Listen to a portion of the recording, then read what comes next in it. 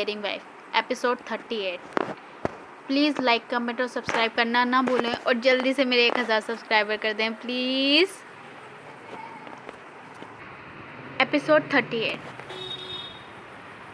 जब रिया खन्ना ने टेबल के करीब कदम रखा तो उसने कई तरह के खाने को देखा जिसमें से इतनी अच्छी खुशबू आ रही थी कि उसके पेट में से फिर से ज़ोर से आवाज़ आने लगी। उसने महसूस किया कि शर्म के मारे उसके गाल गर्म होने लगे थे और उसने अर्नब राठौर के साथ किसी भी तरह का आई कांटेक्ट करने से बचने की कोशिश की। उसने अपना निचला होठ काट लिया ताकि वे अपनी हंसी को रोक सके जो उसके मुंह से निकलने वाली थी। नायरा ने सीक्रेटली उसे एक नज़र देखा और उसने तुरंत कामना की कि काश उसने ऐसा नहीं किया होता। उसकी आंखें शरारत से भरी पड़ी थी जिस वजह से उसने अपने होठ को काट रखा था। वह अविश्वसनीय रूप से करिश्माई लग रहा था, इनक्रेडिबली चैरिस्मेटिक। लार टपकाना बंद करो, रिया ने खुद को दिल में डांटा और उसने तुरंत अपनी आंखों को दूसरी तरफ घुमा लिया। वहाँ बस खड़ी मत रहो, यहाँ और बैठ जाओ। उसे इस तरह देखकर उसकी आंखें और ज़्यादा चमक उठी। उसने सोचा उसे समझना वाकई बहुत कठिन था। एक पल वे तुम्हें नज़रअंदाज कर देती मानो जानती ही नहीं हो और दूसरे ही पल वे तुम्हें ऐसे एक्सप्रेशन देती कि तुम्हारे दिल को छू जाती। उसके गालों की लाली अभी भी कम नहीं हुई थी और वह उसी कुर्सी पर बैठी थी जिसे उसने उसके लिए खींचा था। क्या वह कोई तूफान है? उसने खुद से पूछा और उसके व्यवहार के बारे में सोचने लगा। वहाँ बस खड़े मत रहो, यहाँ और बैठ जाओ। रिया ने उसके शब्दों की नकल की जब उसने महसूस किया कि वह उसे घूर रहा था। उसकी इतनी इंटेंस निगाहों के अंदर रिया सहम गई। फिर उसने अपना सारा ध्यान खाने पर लगाया जो बहुत ज़्यादा लजीज लग रहा था।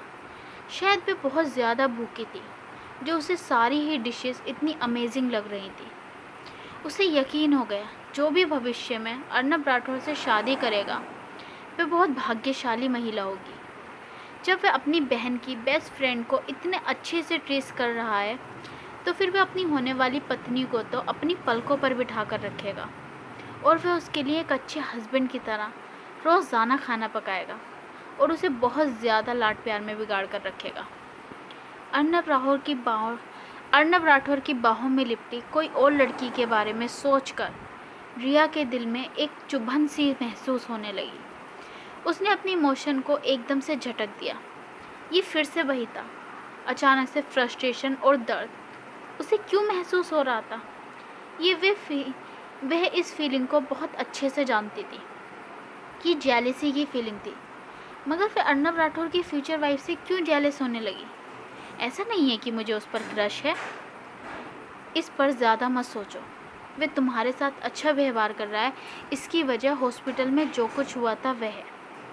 रिया ने खुद को समझाने की कोशिश की। वह ज़्यादा नहीं सोचना चाहती थी, वह सिर्फ अपने वर्तमान पर अपना फोकस रखना चाहती थी। खैर, क्या तुम मुझे ज्वाइन कहीं नहीं करने वाले हो? रिया खन्ना ने उससे पूछा। अर्नब राठौर ने एक शरारत भरी मुस्कान के साथ अपनी पलकें झपकाईं। क्या तुम चाहती हो मैं तुम्हारे साथ खाना खाऊं? उसने उसे छेड़ा। वे अपने इमोशन को छुपाने में बहुत ज़्यादा अच्छा था। हालांकि रिया ने एक पल में उसके सारे सपनों को तोड़ दिया जब उसने अपना मुंह खोलकर कहा, नहीं, मैं क्यों चाहूँगी। अर्नब राठौर को महसूस हुआ कि उसकी दुनिया उजड़ गई थी। उसने उसकी बातों को अपने दिल पर ले लिया और उसके दिल में एक ज़ोर का दर्द और चुभन महसूस होने लगी। इस लड़की ने जो कुछ भी उसे पेश किया उसने कभी भी उसे एक्सेप्ट करने में संकोच नहीं किया, मगर ये लड़की हमेशा उसकी दी हुई चीज़ों को ठुकरा देती और उससे हमेशा दूरी बनाकर रखती। हो सकता है उसे अपनी बहन के साथ बैठकर पता लगाना पड़ेगा कि इस ज़िद्दी लड़की के साथ क्या प्रॉब्लम है, लेकिन मीरा राठौर की पर्सनालिटी को जानते हुए वह शायद किसी और ही निष्कर्ष पर पहुंच जाए और एक नई गलतफहमी पैदा कर देगी।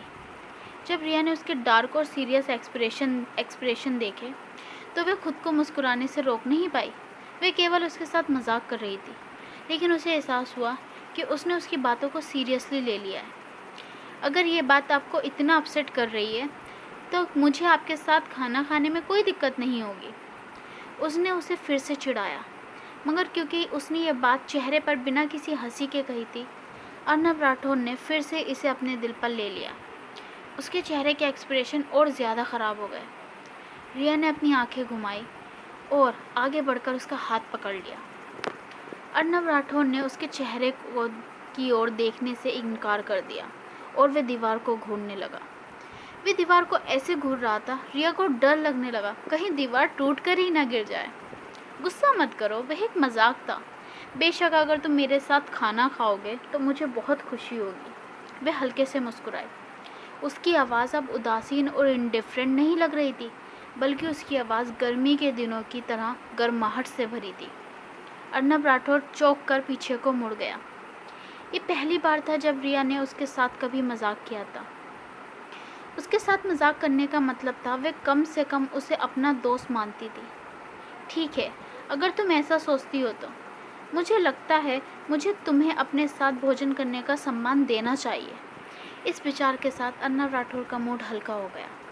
उसने इस रंगीन एटमॉस्फेयर का फ़ायदा उठाते हुए रिया को चिढ़ाया। रिया खन्ना ने उसके शब्दों पर अपनी आंखें घुमाईं, लेकिन वह अपने चेहरे से मुस्कान नहीं मिटा सकी। वह उसके बगल वाली कुर्सी को खींचकर बैठ गया। कमरे के कोने में नौकरानी और बटलर ये दृश्य देखकर चौंक गए। उन्होंने अपने कट्टर मास्टर को कभी भी इतनी गर्मजोशी के साथ मजाक करते और मुस्कुराते नहीं देखा था। फिर रिया के सामने बिल्कुल अलग आदमी लग रहा था। बूढ़ा बटलर अर्नब राठौर के साथ जब से था जब अर्नब राठौर एक छोटा बच्चा था और फिर राठौर फैमिली के मेन हाउस में रहता था। उसने महसूस किया कि उसका दिल कांप रहा है, उसके स्ट्रॉन्ग इमोशन की वजह से। उसने एक लंबे समय से अर्नब राठौर को इतना खुशकल हंसते हुए नहीं देखा था। शायद वह उसके हंसने की आवाज़ को भी भूल गया था। जब से राठौर परिवार के मुखिया ने अर्नब राठौर को बिजनेस और अंडरवर्ल्ड डीलिंग के लिए ट्रेन करने का सोचा था, तब से शायद वह कभी मुस्कुराया ही नहीं था। अपनी मासूमियत खोने के साथ साथ उसकी आंखें बेजान हो गई थी और उसके चेहरे के एक्सप्रेशन हमेशा कोल्ड रहते थे, मानो इस दुनिया में कोई भी चीज़ उसके लिए मायने नहीं रखती हो। बूढ़ा बटलर मदद नहीं कर पाया और अर्नब राठौर के लिए सहानुभूति महसूस कर सकता था। अपने दादाजी के साथ रहने की वजह से अर्नब राठौर के पास जो थोड़ी सी रोशनी थी, उसे भी पूरी तरह अंधेरे ने चुरा लिया था।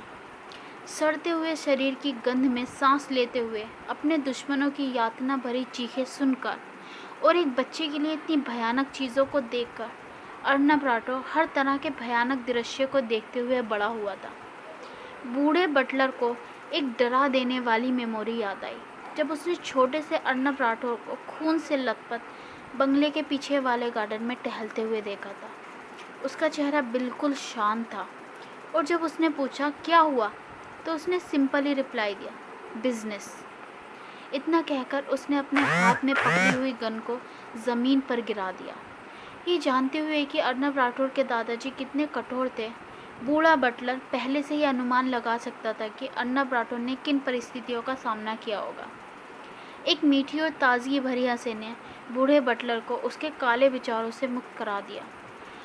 उसने अपना झुर्रियोंदार चेहरा ऊपर उठाया और उसके सामने सुंदर दृश्य देखा। उसके यंग मास्टर के सामने बैठी युवा लड़की किसी बात पर मुस्कुरा रही थी। अर्नब राठौर उसकी सुंदरता से पूरी तरह प्रभावित लग रहा था। भोजन करते समय उसका चंचल मजाक कुछ ऐसा था जो इस भोजन कक्ष में पहले कभी किसी ने नहीं देखा था। बूढ़े बटलर ने आश्चर्य से गहरी सांस ली और देखा अर्नब राठौर कितना खुश लग रहा था। उसकी आंखों में आंसू आ गए।